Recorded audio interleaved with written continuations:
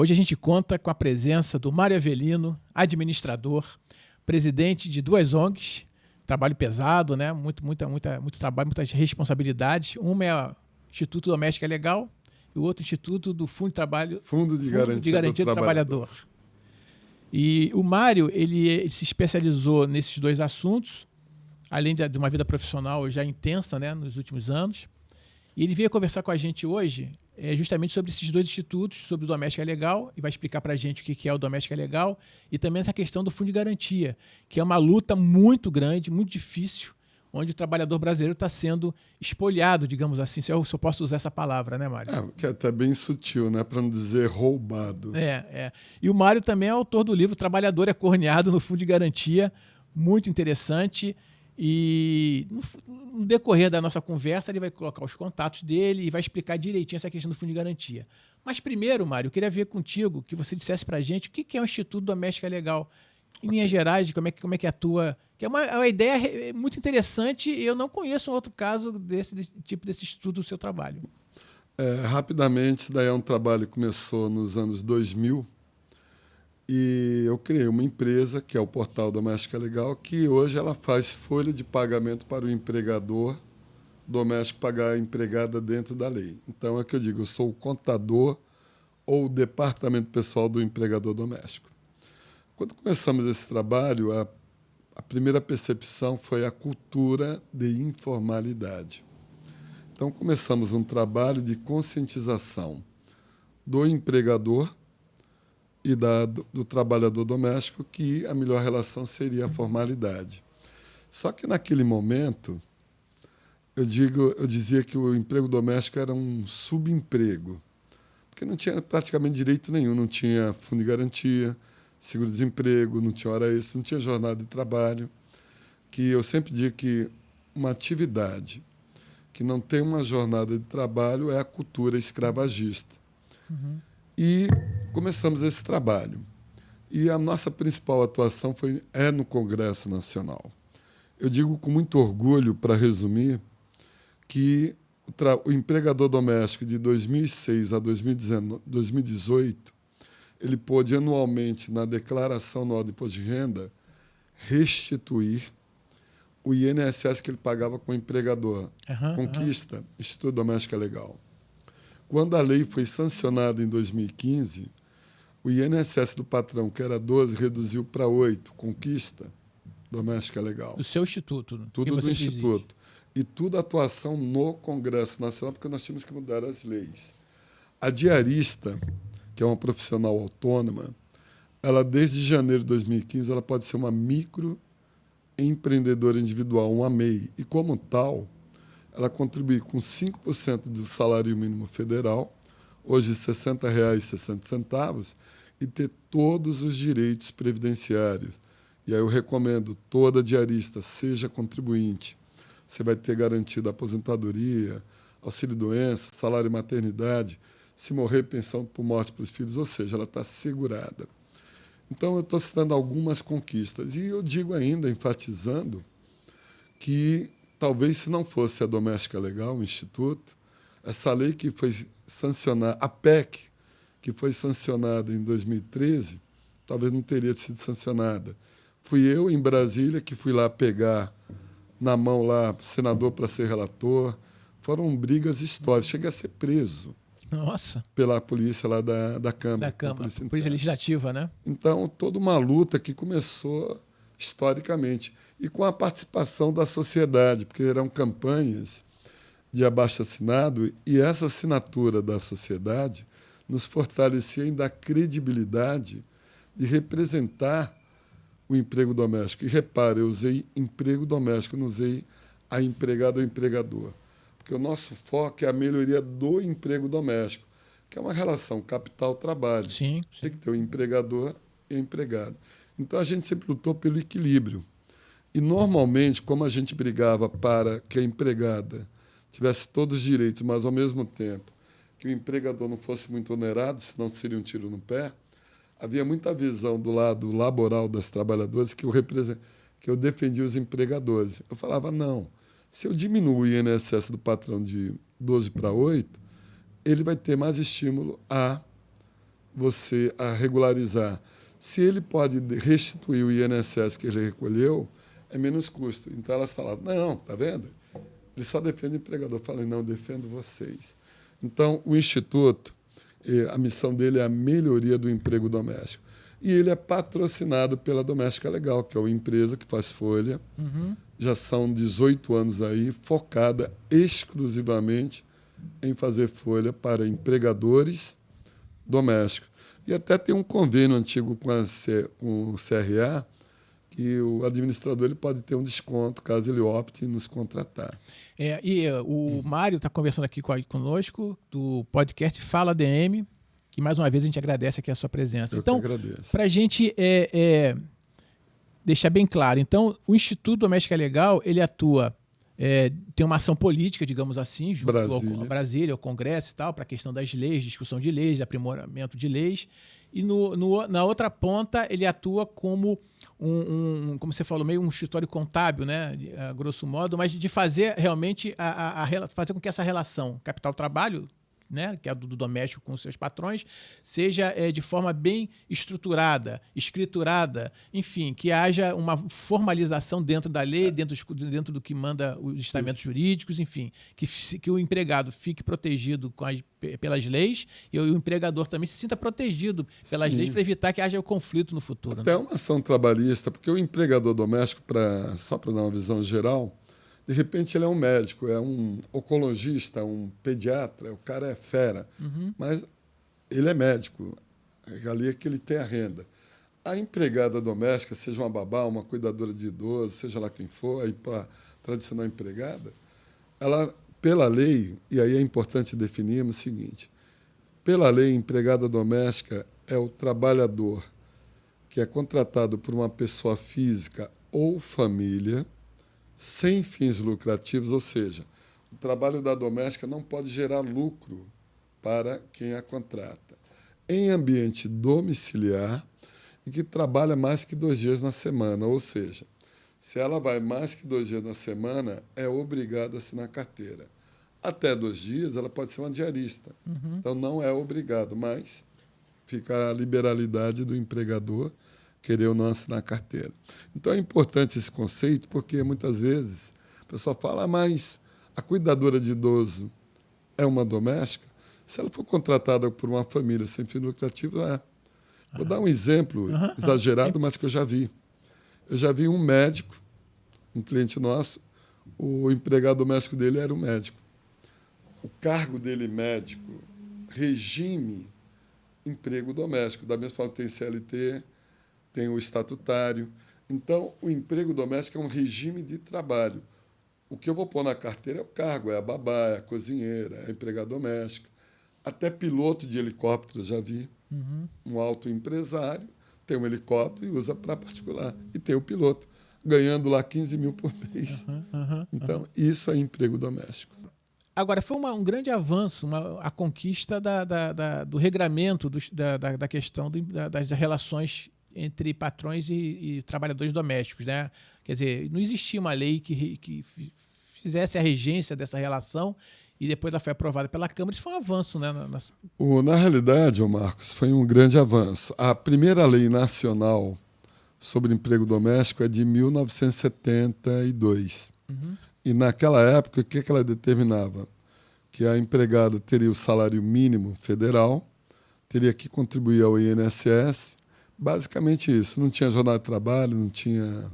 As férias, na época, no início, não eram de 30 dias corridos, eram de 25 dias, se não me engano, úteis.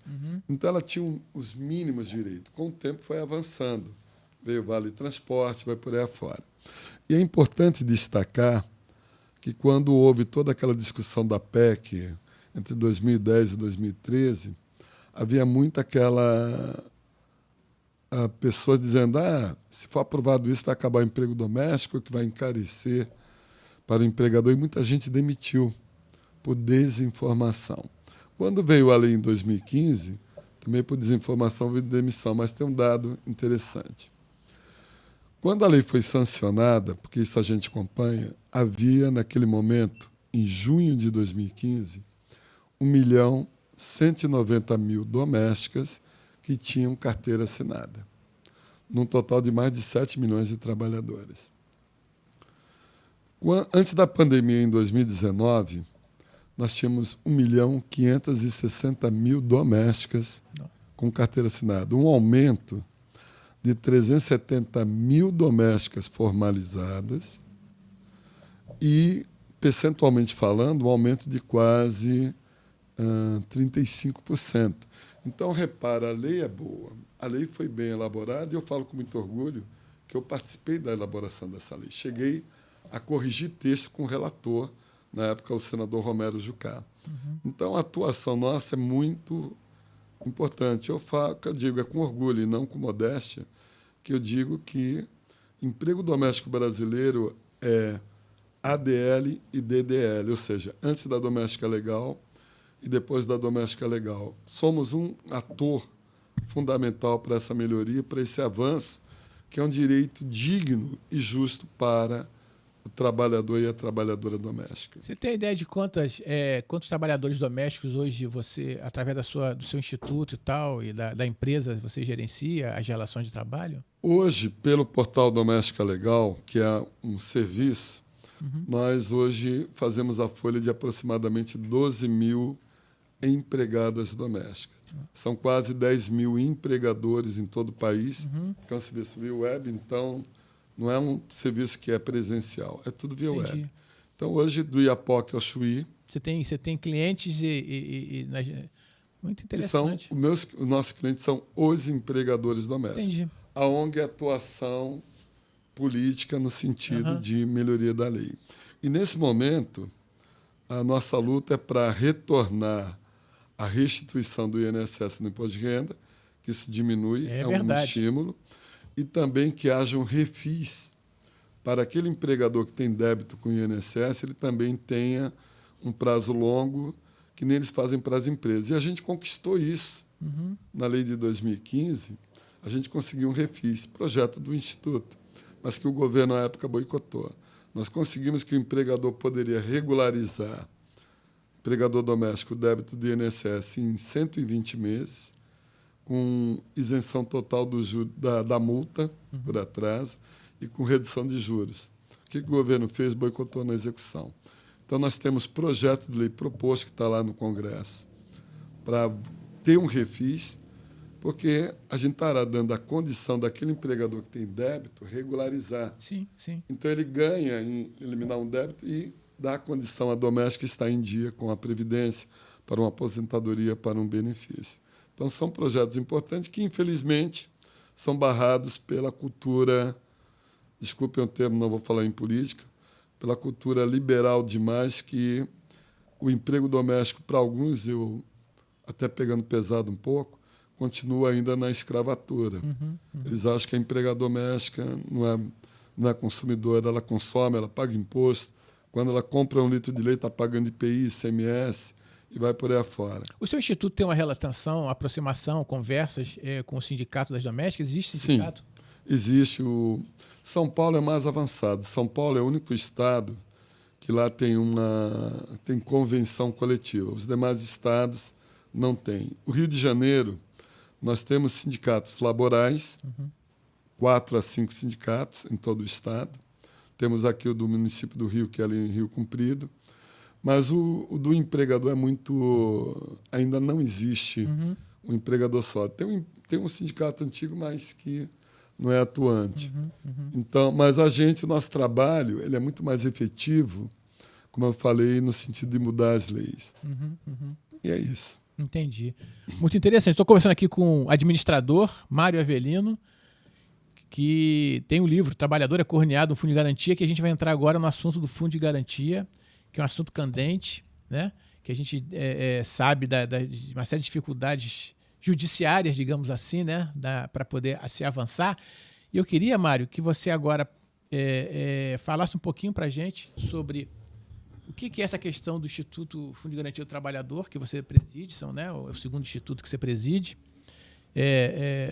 e a luta, né, que você tem levado à frente nos últimos anos em relação ao reconhecimento da tunga, usando uma palavra antiga, mas que Tungado. que é bem característico, né? Que o trabalhador toma em relação ao fundo de garantia, né? E como é que isso pode ser revertido e quais são os caminhos que o trabalhador pode tomar para que essa tunga acabe, pelo menos, né? Mas explica para a gente primeiro, né? Fala um pouquinho do Instituto também, né? E a luta desse momento que você tem levado à frente. Acho que é importante colocar como começou essa história, né? Eu trabalhei durante 16 anos em várias empresas. E como a maioria dos trabalhadores alienados, isso estou falando dos anos 70, 80. Desculpa. Eu trabalhei numa empresa em São Paulo, na época eu morava lá, e que eu pedi demissão, tudo bem.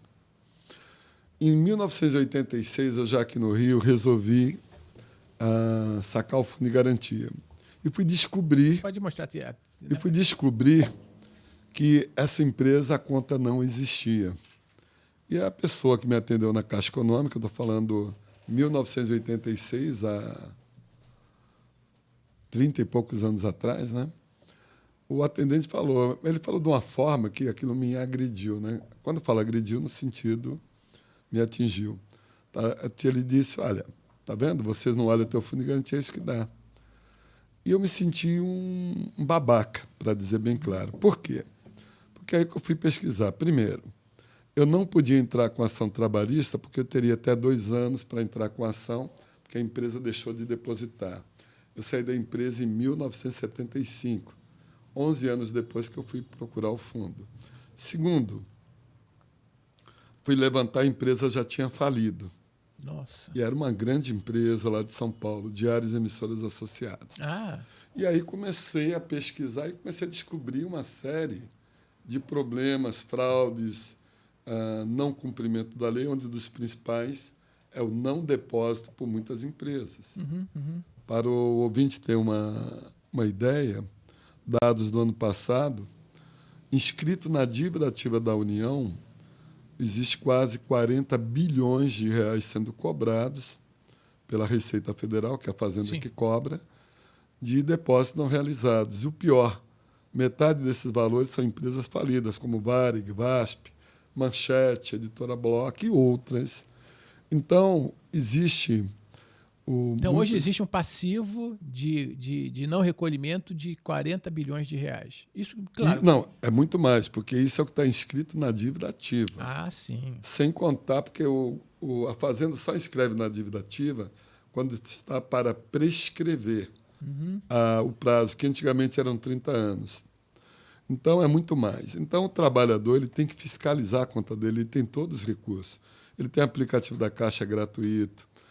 O próprio Instituto fornece hoje um sistema que, para quem a empresa depositou, ele pode criar uma conta e lançar todo mês que não foi depositado para ter o extrato, para amanhã, quando ele sair, poder entrar com uma ação e saber o valor exato a recuperar, inclusive incidentes sobre a multa. Então, isso é um ponto. Então, isso que me criou, comecei a entrar nesse processo. Hoje eu tenho 8 livros escritos sobre o fundo de garantia, chegar ao nível de ser tão incômodo com o governo, porque eu peguei em 2007, que é um assunto que nós vamos entrar, com o confisco da TR, que é a taxa referencial, do governo entrar com uma ação através da Advocacia Geral da União contra a ONG, e ele ganhou a ação. Estou pagando hoje uma multa porque a Justiça me condenou a não usar a sigla, falar ou escrever, e eu não vou citá-la agora, senão, que representa o Fundo de Garantia do Tempo de Serviço. São 4 letras. F de fundo, G de garantia, T de tempo e S de serviço. E, na época, eu fui condenado, isso em 2014, a apagar todo o histórico que a ONG tinha nas redes que eu tivesse essa sigla. A gente apagou, mas, infelizmente, é impossível apagar 14 anos. E aí o Ministério do Trabalho, à época, que foi quem pediu a ação, monitorou, descobriu que tinha uma página lá que tinha ainda a sigla, disse que eu descumpri e hoje eu pago ainda. Vou terminar de pagar em janeiro de 2023 uma multa chegando a total de 70 mil, porque a Justiça disse que eu descumpri. Mas eu digo que eu estou no lucro. Por exemplo, a distribuição de lucro, que o governo já distribuiu 42 bilhões, que é parte do lucro do fundo para os trabalhadores que não iam, É um projeto nosso. Então, eu estou pagando 72, o governo já distribuiu 42 bilhões aos Mas trabalhadores. essa ação foi por quê? Porque você levantava os problemas? Não, porque eu denunciei o Não. confisco da TR Sim, sim. e chamei o governo de ladrão. Quer dizer, eu digo que ele rouba legalmente. Quando eu falo ladrão, não é ladrão. Sim. Eu chamo um termo roubo legal. Por que roubo legal? Roubo legal, que história é essa? É porque a lei permite o governo roubar. Depois nós vamos falar da teoria da conspiração, porque o Fundo de Garantia são 55 anos. E aí é importante destacar, na minha avaliação, foi uma das maiores conquistas do trabalhador brasileiro. Graças ao Fundo de Garantia, para a pessoa ter a noção do que é Fundo de Garantia, milhões de famílias têm sua casa própria, pagando muito barato. Chegando ao ponto que hoje até uma pessoa ganhando um salário mínimo, através do antigo programa Minha Casa Minha Vida, hoje Casa, nem sei o nome, se é verde e amarelo, o que é, o cara ganhando salário mínimo para poder comprar um imóvel e pagar R$100, R$200 de prestação, subsidiado pelo fundo. Milhões de famílias têm hoje, em vários municípios, água encanada e saneamento básico, que é uma das fontes de financiamento do fundo. Milhares de cidadãos hoje até usufruem de um transporte coletivo um pouquinho melhor, tem muito a melhorar. O Fundo de Garantia ele é um fundo que ele investe socialmente. Então, é uma poupança privada do trabalhador, o dono é ele, e muitos trabalhadores ainda pensam que o Fundo de Garantia, o dono é o governo, é a Caixa Econômica. Então, é privado. Se ele morrer, quem vai sacar são os dependentes legais. Agora, é um fundo que ele investe socialmente. Hoje, para ter mais um dado importante do fundo, mais ou menos 4 milhões de empregos com carteira assinadas diretos existe por causa do investimento do fundo.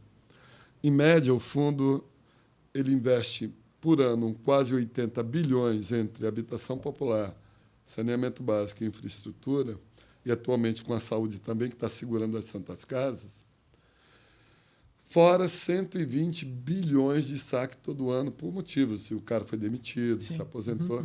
Então, nós estamos falando de um funding, que é um dos alicerces da economia brasileira em termos de investimento, que coloca todo ano na economia 200 bilhões. E nós estamos vendo hoje, pelo governo atual, uma cultura que ele acha que o Fundo de Garantia é um saco sem fundo. Qualquer problema vai ao Fundo de Garantia.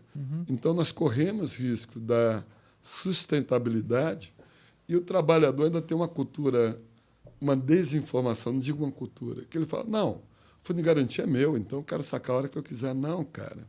O Fundo de Garantia é uma poupança que você trocou há 55 anos, com a estabilidade no emprego, que até antes do fundo, se uma pessoa atingisse 10 anos numa empresa de trabalho, tinha estabilidade. Trocou a estabilidade por uma poupança. É isso, só para deixar claro que nos anos 60, isso que você colocou, o trabalhador que chegasse a 10 anos numa empresa e passaria a ter uma estabilidade do emprego, Não poderia ser não demitido. poderia ser demitido, enfim, aquelas coisas que a gente já conhece. E aí, na época, o governo, ele justamente o que você colocou, ele trocou essa estabilidade, quer dizer, tirou a Que foi estabilidade. opcional no início, não era obrigatório. Sim. Não, até hoje, Não. até um tempo A atrás... partir de 71 ela se tornou obrigatória. Ah, é? Porque eu me lembro que quando as pessoas iam ser Assinava o termo de opção. Apesar, na realidade, é um dado histórico. A lei é de 66, o fundo inicialmente era uma opção, a pessoa assinava o termo. Quer dizer, abrir a mão da estabilidade após 10 anos por conta do fundo, né? E aí ele já tinha uma reserva. Quando chegou em 71, houve uma mudança da lei. Todo trabalhador admitido em qualquer empresa, a partir de setembro de 71, apesar que ainda assinava o termo, mas era obrigatório. Então, na realidade, é que se ficou aquela cultura de assinar a opção, né? Indevidamente. Mas só que não precisa... Era para inglês ver, porque já era obrigatório. E o fundo... Quer dizer, ele foi, só para deixar bem claro, ele quando foi criado, ele era opcional. O trabalhador podia optar ou não em aderir ao Fundo de Garantia por tempo de serviço, abrindo mão da estabilidade depois de 10 anos. A partir do início dos anos 70, como você colocou, setembro de 71, muda. Os trabalhadores passaram a não ter mais essa opção. Já passou a ser...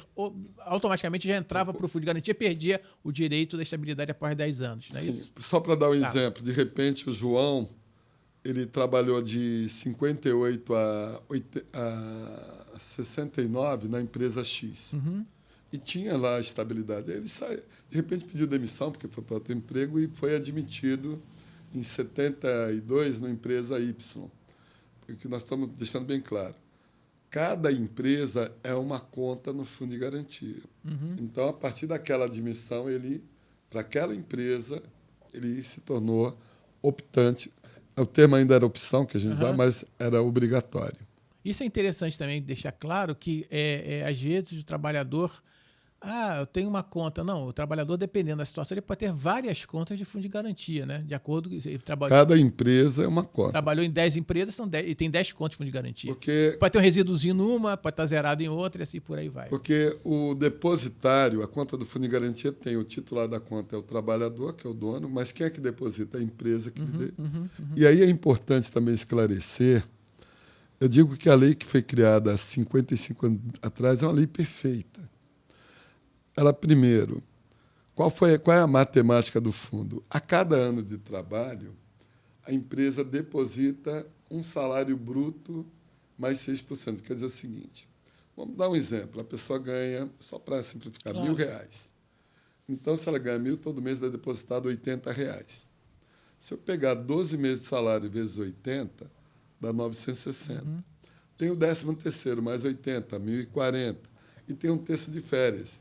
Então, todo ano, a pessoa tendo férias uma vez por ano, a empresa depositou um salário bruto, no exemplo de 1.000, de R$1.063. Então, a cada ano de trabalho, no mínimo, eu digo que ele tem um 14º depositado para ser usado no momento de necessidade. É uma reserva. Então, de repente, ele foi demitido hoje, sem justa causa. Mais perto do microfone. Sem justa causa. Ele tem uma poupança que pode, de repente, se ele trabalhou 10 anos, tem 10 meses de salário lá garantido, fora a multa se ele foi demitido. De repente, uma doença como AIDS, câncer, doença terminal, seja do titular ou do dependente, ele pode sacar o fundo para tratamento, comprar um imóvel. Hoje tem modalidades novas até, que eu não recomendo muito. Tem o saque aniversário, que eu posso até antecipar como empréstimo consignado ao fundo de garantia, que eu não recomendo muito. Mas, então, hoje temos 22.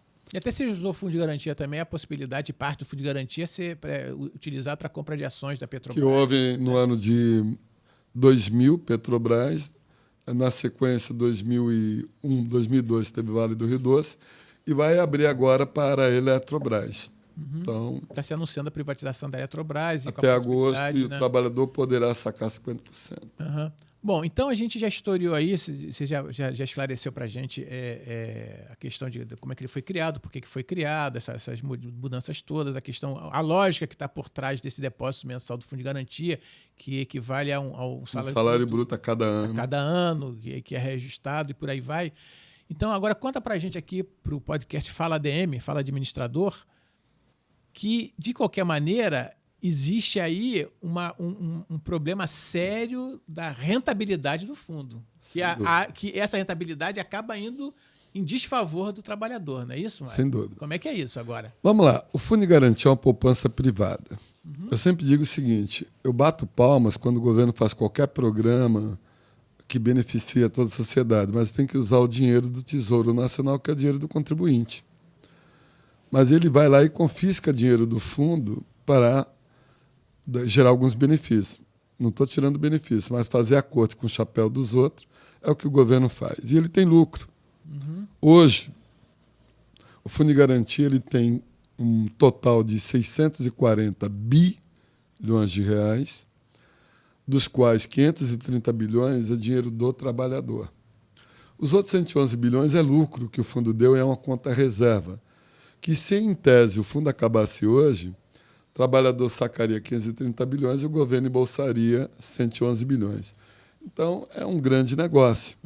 Mas o fundo, eu estou citando isso, não estou dizendo que é o governo atual. O Fundo de Garantia é uma política de Estado, não é uma política de governo. Bem, então, desde que ele foi criado, o governo sempre procurou formas de confiscar parte do rendimento. E o mais recente, vem há 23 anos, começou em 99, que eu chamo de expurgo da ATR. O Fundo de Garantia é uma poupança que rende juros de 3% ao ano, mais atualização monetária, cujo objetivo é repor a perda da inflação, então atualizar monetariamente seja uma cadena de poupança ou fundo de garantia, não é ganho, é manter o poder de compra. Sim. E desde 2017 tem a distribuição de lucro, uma vitória também do Instituto Doméstico do Fundo de Garantia. Bom, Aliás, tanto os dois institutos que você preside, pelo seu histórico que você está trazendo aqui à luz para a gente, são vitórias em cima de vitórias, né? sem dúvida. Enfim. Mas Apesar da multa lá dos 70 mil que estou pagando, mas... Bom, então, o que o governo faz mensalmente? A TR é um índice financeiro. E quando eu falo que o governo ele rouba legalmente, eu vou explicar. O Fundo de Garantia, quando foi criado, o termo era juros mais correção monetária. Sim. Tem uma sutileza. Em 1970, em 1990, mudou a lei novamente do fundo e trocou o termo correção monetária por atualização monetária. No economês, é a mesma coisa, é aplicar um índice que repõe a perda pela inflação. Mas, tecnicamente, é o seguinte, atualizar monetariamente uma poupança não é repor a inflação, é corrigir por um índice qualquer. E houve aí uma teoria rápida da conspiração. O governo, nos anos 80, ele confiscou o rendimento do fundo com os planos econômicos Bresse, Verão, Collor 1 e Collor 2. E aí a teoria da conspiração. Tá? Quando o Collor é eleito, eles já estavam vendo, opa, estamos perdendo a justiça lá, os planos econômicos, temos que ver uma nova forma. E juntou o governo, Poder Executivo, juntou o Legislativo, juntou o Judiciário, e o empresário ficou lá só olhando. Ele falou, olha, o que eu quero é pagar menos, mas eu cumpro o que você determinar. Aí o governo falou, olha, vou fazer o seguinte, galera, eu vou pôr um projeto de lei no Congresso para mudar o rendimento do fundo. Você, Congresso, aprova. Você, Judiciário, se alguém reclamar, cria dificuldades. Aí o Judiciário, chá comigo. Legislativo, chá comigo. E foi mudado o Fundo de Garantia. E eles foram tão espertos que ele falou, não vamos cometer os mesmos erros do passado. E a gente confiscar em único mês 44%, como foi o plano do Collor 1, a gente vai tirando os pouquinhos. Mas a TR, quando ela foi criada, o plano Collor 1, no único mês ela comeu 44%. Aí no mês seguinte ela deu o rendimento da inflação. Um ano depois veio o plano Collor 2, mais 14%. E depois ela seguiu a inflação, até o final de 98. Aí, em 98, começa o plano arquitetado. O Congresso também aprova o Banco Central aplicar redutores no cálculo da TR, porque a TR ela é usada, até 2013, era usada inclusive para pagamento de precatórios de dívida do governo. Era excelente o índice. Para quem paga, é a melhor coisa do mundo, não pago nada. Bom, então, começaram a aplicar redutores, ao nível que, de 2017 até a atualidade, nos últimos 6 anos praticamente, a TR todo mês é zero. E temos inflação acumulada. Bem, e aí o trabalhador começa a se manifestar. Quem denunciou a primeira vez esse confisco, em 2007, foi o Instituto. Saiu matéria em jornais e, nesse momento, o governo entra com ação para calar nossa boca.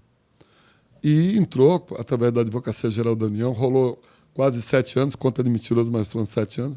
Perdemos a ação, chegando ao absurdo, inclusive o meu advogado falou que ia sugerir entrar no Guinness Book, que ele nunca viu uma ação ser julgada tão rapidamente. O governo deu entrada em 31 de janeiro de 2010, no dia 3 de março de 2010, ainda teve carnaval no meio, em um mês, em primeira instância, a juíza julgou e deu ganho ao governo. Nossa. Não, fantástico. Ele falou que nunca viu isso na vida dele, principalmente uma ação nesse porte. Bom, mas isso daí são histórias e nós entramos praticamente com a primeira ação de um trabalhador para recuperar essa perda e parar a perda. E isso começou a criar corpo, chegando ao nível de chegar em 2018 ter 500 mil ações na justiça com esse propósito. Que o STJ julgou, o Superior Tribunal de Justiça, deu ganho ao governo. Quase 300 mil ações foram julgadas depois com perda ao trabalhador e ainda condenando o trabalhador a pagar custas da Caixa Econômica e ainda o que a gente chama de taxa de sucumbência, uma injustiça. E chegou em 2019 o Supremo Tribunal, que tinha uma ação direta, que é o ponto que a gente vai chegar, mandou suspender todas as ações que ainda tinham enquanto ele não julgasse essa ação direta. Agora, não impede que o trabalhador entre hoje com uma ação. Ele, ao entrar com uma ação com o objetivo de recuperar as perdas dos expurgos, ele vai dar entrada na ação normalmente, mas a ação ficará suspensa aguardando o julgamento do Supremo. E aí vem o problema do Supremo. Lembra da teoria da conspiração que falei que o Supremo falou chá comigo? O STJ cumpriu muito bem o papel dele e a Justiça cumpriu até hoje. Até hoje, nenhum trabalhador ganhou.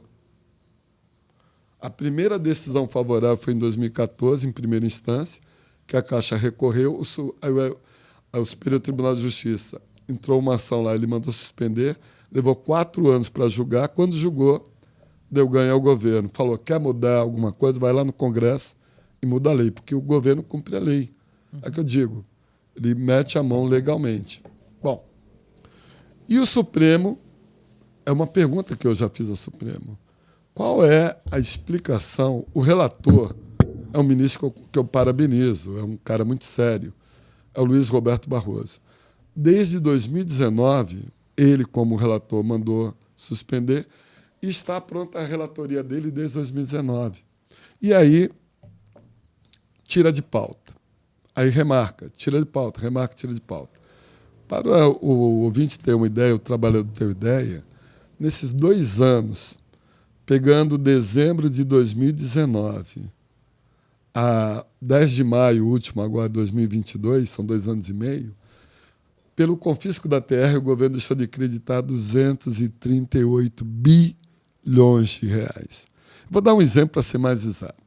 Imagina um trabalhador ganhando um salário mínimo federal, foi admitido numa empresa lá em janeiro de 99 e continua trabalhando até hoje na empresa. Oficialmente hoje, estou arredondando, ele tem, se ele for lá na Caixa Econômica, ele tem um saldo de 20.500, aproximadamente. Se no lugar da TR usássemos o INPC, ele teria 35 mil, uma perda de 14.500. Imagina que ele seja demitido hoje. A multa de 40% vai ser sobre 20 mil. Ele vai ter uma multa de 8 mil. Mas se fosse sobre 35, daria, arredondando, 14 mil. Então ele perdeu 6 mil de multa. Ele foi confiscado em 14 mil de fundo, perdeu mais 6 mil na multa, 20 mil. E aí vem o papo da teoria da conspiração, que eu disse que o empresário ficou lá e falou o seguinte, olha, portanto que você diminua meu custo, para mim está tudo bem. E o custo foi diminuído. Né? Então, enquanto o governo confiscou nesse período 690 bi, as empresas deixaram de pagar em multa o equivalente a 160 bilhões nesses 23 anos. Então, o dono é o trabalhador, que é o prejudicado, e os outros ganham. E até o governo tem um álibi que ele usa muito interessante, correto. Ele fala, olha, como a TR é baixa, isso beneficia o mutuário do sistema financeiro. Quer dizer, porque o fundo, ele é a base, é o funding, né? Para casa própria. Obras de saneamento e por aí vai. Isso. Né? Então é dinheiro barato. Não vai encarecer não, eu discordo, Marcos. Não, é uma pergunta boa. Repara, antes da TR, sempre foi, se eu comprasse uma casa cujo a fonte de financiamento fosse fundo, eu pagaria juros e atualização monetária, que nos contratos tinham lá o índice CGPC, de acordo com a época. Então, sempre houve isso. Eu não tiro o mérito de querer baratear o custo de financiamento de imóvel, mas, como eu falei, use o dinheiro do Tesouro, que é de todo contribuinte, não só o fundo de garantia. Estatutário tem fundo de garantia? Não. Autônomo tem fundo de garantia? Não. Então, não é justo, porque o trabalhador... E aí um dado histórico. Quando o fundo de garantia foi criado, que eu falei, os juros eram de 3% ao ano, mas ele era progressivo, que a poupança sempre rendeu 6% ao ano. Sim. Então, quando a lei foi criada, quanto mais tempo na mesma empresa, aumentava a taxa de juros, chegando a 6%, igualava. Entendi. Que a gente chamava de juros progressivos. Quando há a mudança em 71, que torna o fundo obrigatório, tiraram os juros progressivos. Então, o trabalhador sempre contribuiu socialmente sempre apanhando, né? Com uma taxa de juros baixa. Enquanto uma poupança pagava 6, ele tinha 3, que era uma poupança compulsória. Então, foi criada uma política que eu concordo que hoje o mutuário é beneficiado, como as prefeituras. Mas espera aí, cara. Não é justo que eu pegue o teu dinheiro e confisque ele para... Então, o trabalhador ele é confiscado, numa palavra mais técnica, menos agressiva do que usar o roubo legal, e beneficia, não há dúvida. O próprio trabalhador que hoje tem um financiamento ele é beneficiado.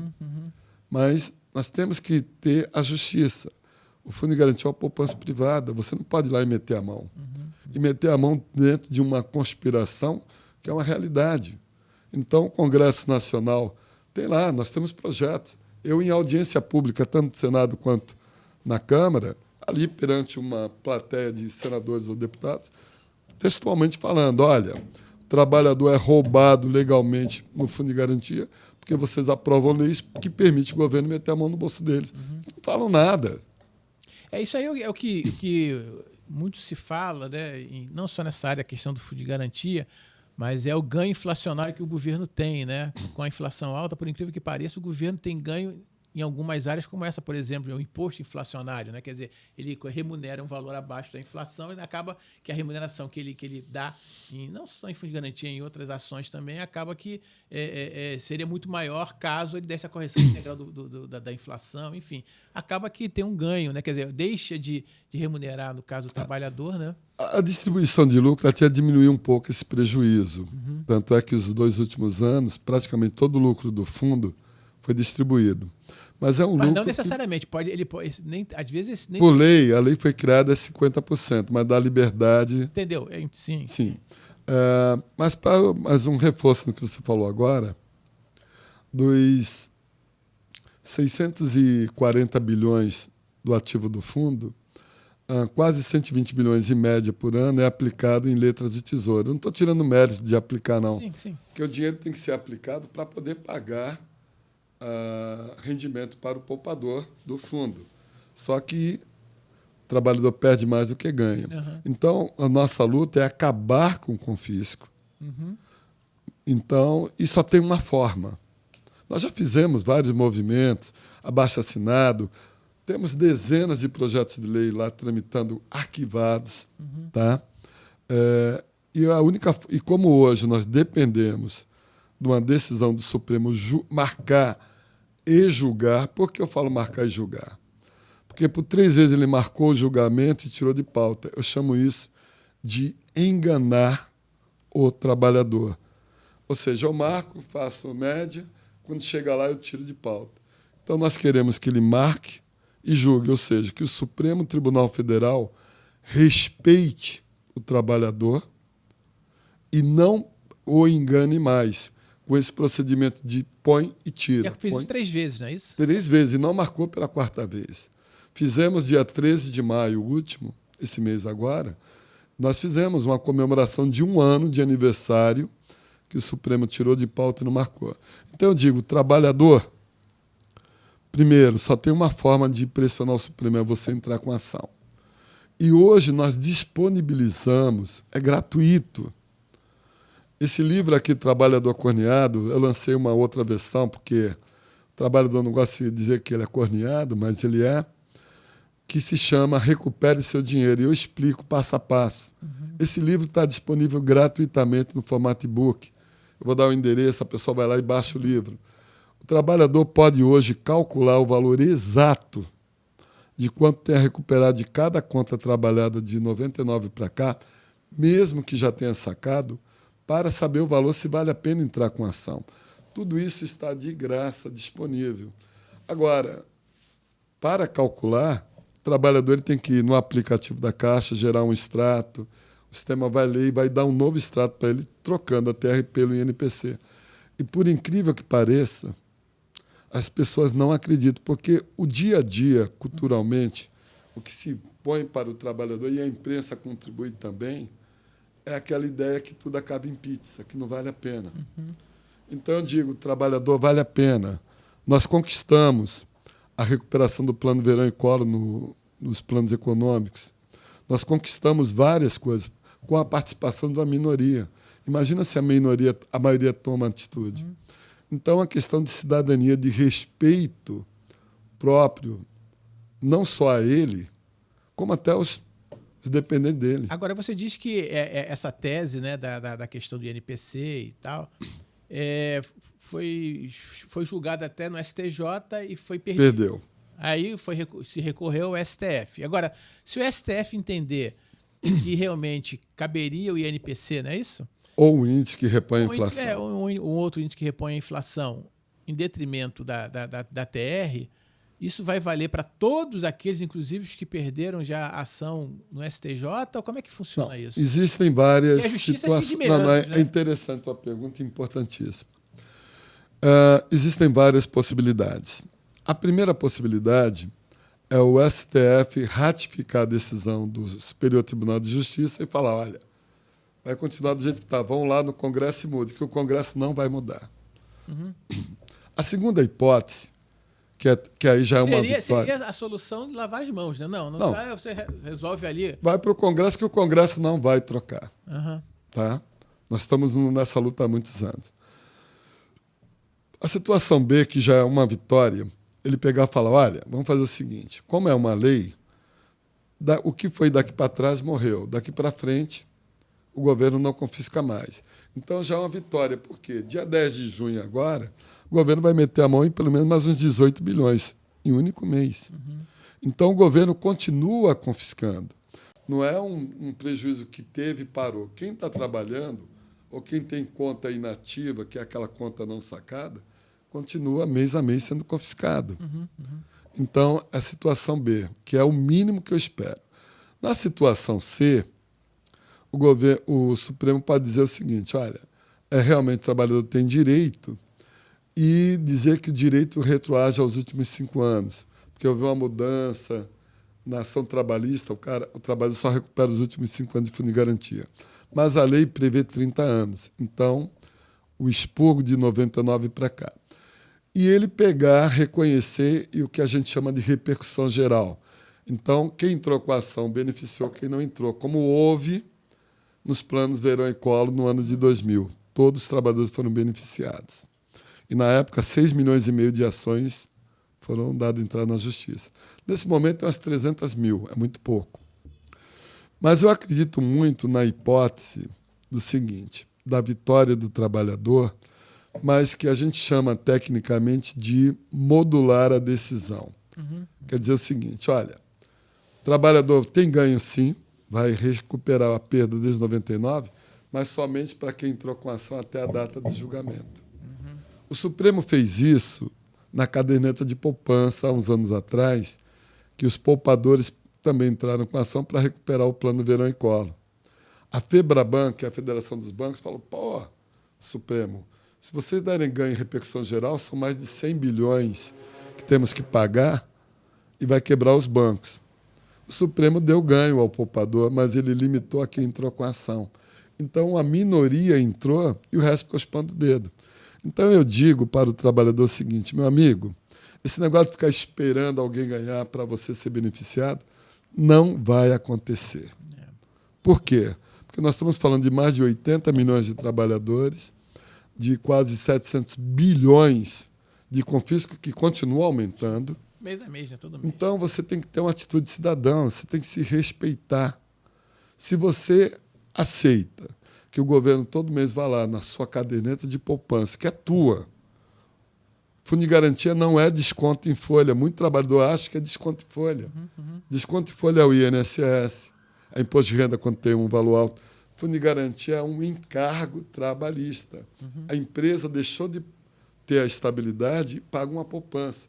E até um dado antigo histórico que é importante também, antigamente, quando não havia o fundo, quando a empresa demitia sem justa causa, se ele ainda não tinha 10 anos, porque teria estabilidade, para cada ano de trabalho ele recebia um salário de indenização, que é exatamente o que ela deposita mês a mês. Então, a empresa não houve nenhum ônus adicional para ela. Pelo contrário, né? Ela teve ganho. Uhum. E, como eu falei, o Fundo de Garantia ele é um pilar da economia. Graças a ele, milhões de pessoas têm casa própria, saneamento básico, etc.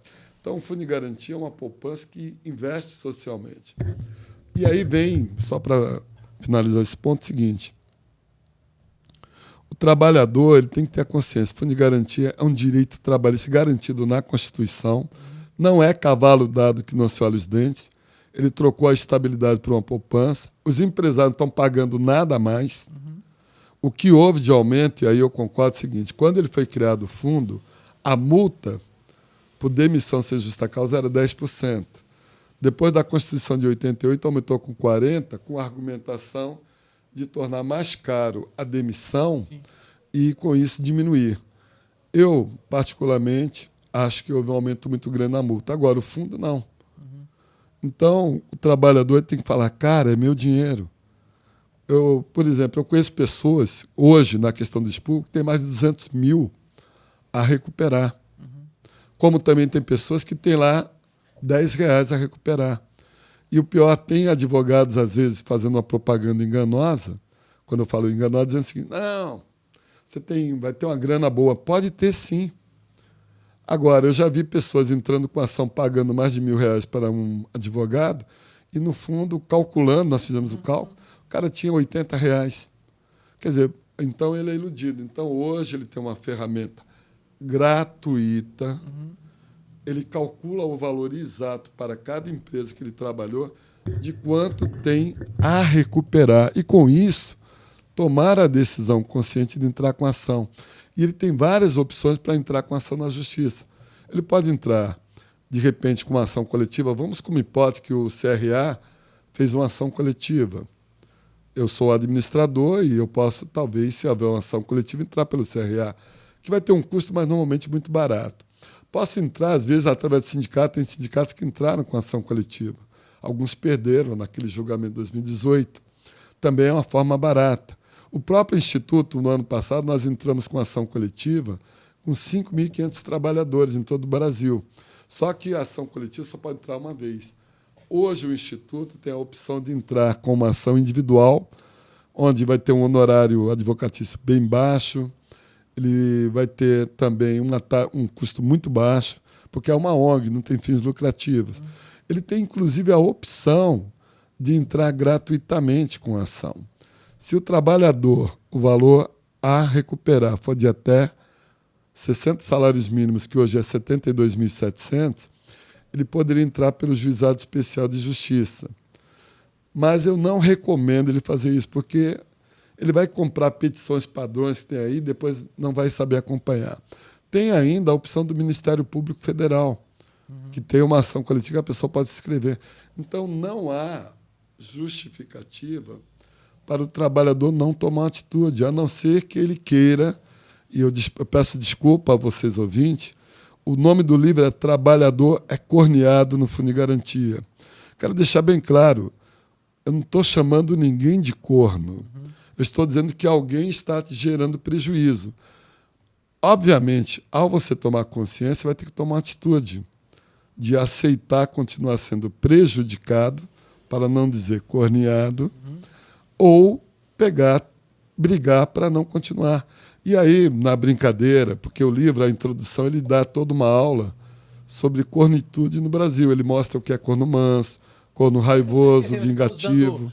Pegando um assunto sério, complicado, mas de forma de humor, para poder dar uma leveza. Para despertar o trabalhador. Então, é importante dizer isso. Trabalhador. E aí eu parabenizo. Nós estamos falando que tem mais de 300 mil ações tramitando, já houve mais de 500 mil.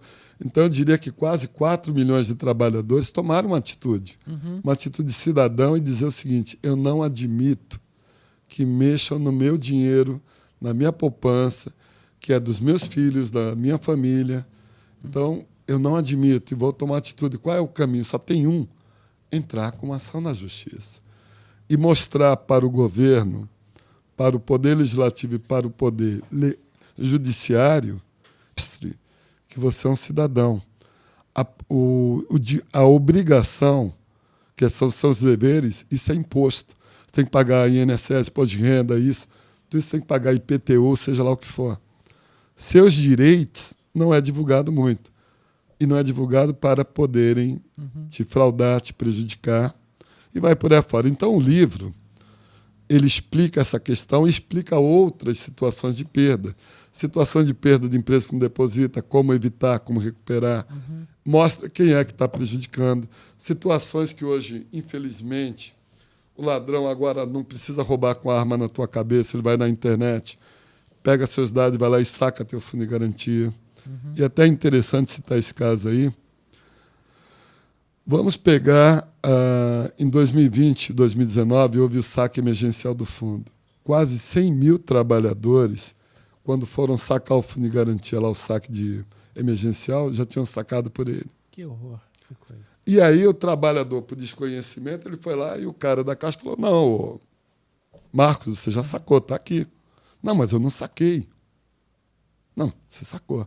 E o cara vai embora, cabisbaixo. Na realidade, ele foi roubado por hackers. Mas ele tem que saber, o livro mostra o seguinte, se ele foi roubado numa poupança cujo gestor é Caixa Econômica, a Caixa Econômica foi falha na segurança. Ela tem a obrigação de restituir caso seja comprovado que o trabalhador não foi conivente com aquele roubo. Porque tem trabalhador que, às vezes, ajuda. Bom, e qual é o procedimento? Está no livro. Ele vai em qualquer agência da Caixa Econômica e vai pedir para abrir um processo administrativo. É gratuito. A Caixa Econômica, ao abrir o processo, ele tem que exigir, na hora, uma cópia daquele processo. Com esse processo, ele vai na delegacia de polícia e abre um boletim de ocorrência. Por quê? Porque houve hacker, houve um roubo. Hackers, através da internet, e a polícia tem uma área, a Polícia Federal e a Polícia Civil, de roubos pela internet. Em média, a Caixa vai levar 2 meses para fazer toda uma investigação, comprovando que o trabalhador realmente foi vítima. Ela é obrigada, por lei, a reembolsar o trabalhador. Muita gente não sabe disso, né? A maioria não sabe disso. Exatamente como é que se recupera esse dinheiro. Então, o livro mostra esse passo a passo. Então, é como eu digo, informação é cidadania. Sim. O trabalhador, às vezes, é prejudicado quando eu falo inocência, porque ele desconhece. As informações estão disponíveis. Então, eu digo, trabalhador, faça um pouquinho de esforço. A gente está fazendo nosso trabalho para evitar que você seja prejudicado. Qual é o teu esforço? Cara, vai lá, pega o livro gratuito, lê. É um livro de cabeceira. Opa, minha empresa não depositou. Deixa eu ver o capítulo. Empresa não depositou. Minha empresa não pagou a multa de 40%. Opa, eu fui sacar meu fundo de garantia, já foi sacado. O governo está me confiscando. E outras. Tem situações de contas esquecidas. São 9 situações de perdas, que é uma tabulação dos 55 anos de fundo, as situações mais comuns. Está de graça. E o trabalhador, ele prefere ficar alienado. Infelizmente, estou falando da maioria, vamos tomar atitude, vamos virar essa mesa e mostrar que você não é aquela musiquinha do você não é o panaca nem o babaca. Porque é isso que quem mete a mão no teu dinheiro acha.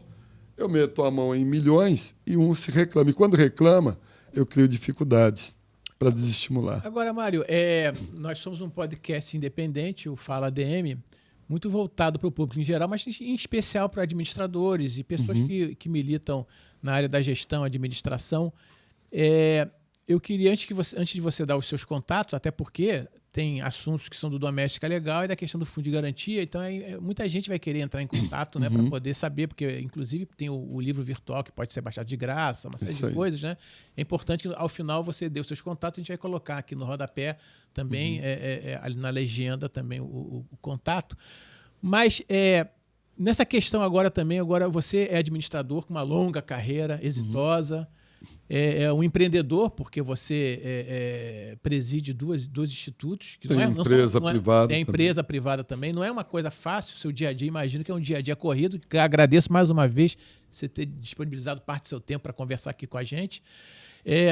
Eu queria que você falasse assim, o que você, com essa sua longa carreira, o que você diz e pode transmitir, pode passar para as pessoas o que é ser um administrador de empresa ou um administrador público, enfim, uma pessoa que trabalha com a gestão, com a administração, com a responsabilidade que o administrador tem. Bom, vamos lá. Eu vou separar essa pergunta em 2 respostas. Claro. Eu vou primeiro falar do empreendedor, que é um administrador. Sim. Tá? Ele pode até ser um engenheiro, mas ele criou uma empresa, está empreendendo, está administrando. Eu digo que a maior responsabilidade social de um dono de uma empresa e de um administrador é manter a empresa viva e os empregos daqueles colaboradores ali. Cada emprego é uma família e vai por aí fora. Essa é a maior responsabilidade. Então, essa consciência de falar, eu estou gerando trabalho e renda, direto ou indireto, ele está fazendo a melhor coisa do mundo. Tá? Então, isso é administrar. É administrar para que seu negócio cresça, para que sua empresa continue. Tá? Às vezes, eu sou um administrador que eu trabalho numa empresa. É, um corporativo, então, né? Um empreendedor corporativo ou empreendedor? E, às vezes, o administrador ele tem uma função, às vezes, que até parece um pouco ingrata, tomar decisões que, às vezes, está fazendo um ajuste aqui ou um corte ali. Não é cortar, é manter a empresa viva. Então, às vezes, ele fala, pô, mas, de repente, vamos ter que mudar, é uma evolução tecnológica, e, de repente, isso daí pode suprir a mão de obra de N pessoas, estou dando um exemplo. E, às vezes, fica aquela dor de consciência. Não, cara. O negócio estar vivo e manter os empregos é a grande responsabilidade social e você, como administrador, tem essa responsabilidade e essa incumbência. Tá? Por outro lado, voltando um pouquinho ao empreendedor, digo o seguinte, muita gente fala, cara, por que você não pega uma parte do teu dinheiro e põe lá na bolsa, nisso, aquilo? Eu até hoje, Marcos, eu digo que o melhor investimento é o meu negócio. Então, se eu acredito no que eu faço, se você acredita no que você faz, óbvio que às vezes a gente é tentativa e erro. A Doméstica Legal, quando ela começou em 2004, eu achei que tinha descoberto o ovo de Colombo. Cara, o primeiro ano, eu tive 60 empregadores que assinaram em um ano. Então, todo mês, durante 2 anos, 3 anos, eu colocava dinheiro todo mês, que graças a Deus eu tinha reserva, para investir em algo que eu acreditava. Então, eu digo que nada começa lá de cima, a não ser que o cara já herdou uma grana, mas o cara tem que ter a consciência que um negócio, de repente... Vou dar um exemplo prático. Claro. Conheci pessoas que, de repente, trabalharam anos e anos, foram demitidas, sacaram o fundo de garantia. Opa, saquei uma grana, rescisão, sacou lá, por exemplo, 100 mil reais. E aí falou, agora vou fazer o que eu quero, meu sonho, montei um restaurantezinho. E aí, pô, aluga um lugar, põe imóveis, tudo isso, esqueceu algo importante. Tem que ter capital de giro, cara. O restaurante não vai ser o primeiro mês que vai bombar. Até criar uma credibilidade no mercado, isso é tempo, é investimento. Então, eu digo, acredite no que você faz. O melhor investimento é o seu negócio. E você, como administrador, cara, você tem uma responsabilidade social enorme. Às vezes, uma empresa pode fechar por uma questão de gestão de administração. Óbvio que você não é responsável por tudo, mas tenha certeza, você é uma voz ali que é um dos pilares. Uma empresa ela tem, de acordo com cada empresa, vamos pegar a minha empresa de serviço, tem que ter uma área comercial, tem que ter uma área de produção, de atender, tem que ter uma área administrativa financeira que está cuidando lá, e se não houver harmonia, a coisa vai não vai andar legal e, às vezes, eu mesmo, como administrador, vou perder meu emprego ou minha renda. É verdade. Então, Mário, então qual é o seu contato aí para as pessoas que quiserem entrar? Então, vamos lá. Dá um e-mail, então você okay. dá seus É melhor o site Doméstica Legal, www.domesticalegal.com.br. Sim. É o site, lá tem, independente da pessoa querer nos contratar, tem toda a orientação, livros, muito legal da sua cartilhas. parte, você não retém informação para você, apesar de ser algo que gere renda para você, mas você disponibiliza essa informação. Eu acho isso muito legal, porque inclusive dá credibilidade ao seu trabalho. Quer dizer, você quer, a pessoa que tem aquela informação, ela quer trabalhar por intermédio de outras pessoas, de outras instituições, está liberado para isso. Mas quem está dando a informação, quem está dando o caminho das pedras é você. Então, eu acho que isso dá muita credibilidade para você. E parabenizo pelo fato de você não ficar retendo a informação, que é uma característica de um bom administrador, é não reter a informação. O segurar o ouro, que a gente brinca. Bom, então, domesticalegal.com.br e o fundo de garantia é muito simples. www.fundodegarantia.org.br.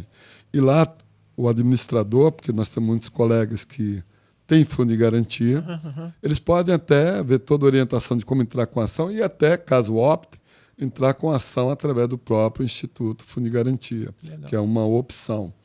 Então, as informações estão disponíveis. Como calcular, não é nem como calcular, é calcular e ter um resultado ali, tudo de graça. Livros, então, só depende da pessoa tomar uma atitude. É isso aí. Mário Avelino, muito obrigado pela sua presença aqui no podcast Fala DM. A gente vai ter outros assuntos, com certeza, no futuro para a gente, né, conversar. E o Mário, pela editora Planeta Azul, tem o livro Trabalhador é Corneado no Fundo de Garantia, além de outros livros também que você tem, e através dos próprios sites e tal, com certeza tem informações do livro lá.